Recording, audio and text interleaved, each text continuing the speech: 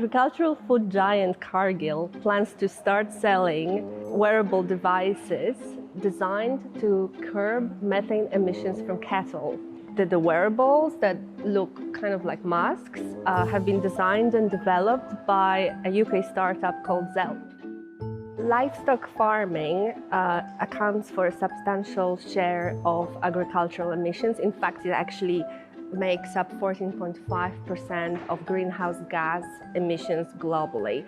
And that's mainly because cattle, sheep or other ruminants release methane, basically a result of their peculiar, unique digestive systems.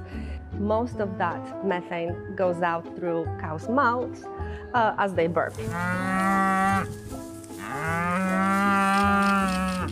Zelp's wearables get placed just above cows' mouths. Essentially, a set of fans powered by batteries will suck up the burps and trap them in the chamber with a methane-absorbing filter. And once that filter is saturated, a chemical reaction turns the methane into carbon dioxide, which is then released in the air. It's still a greenhouse gas, but methane is much worse. So converting it into CO2 is still a win.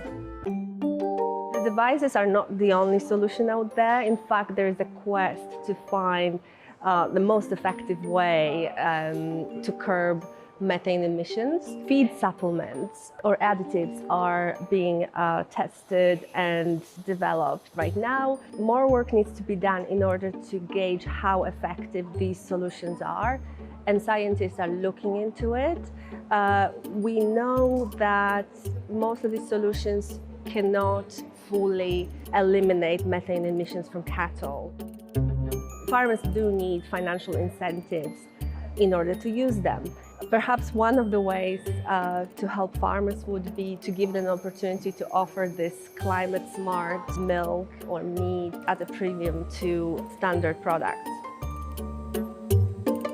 Meat production and dairy production are still expected to grow in the next years. And that's largely because consumption is growing in many markets, especially in emerging markets. So we won't eliminate cattle overnight. The production will be ongoing, so it's so important to actually find solutions that will address livestock's footprint.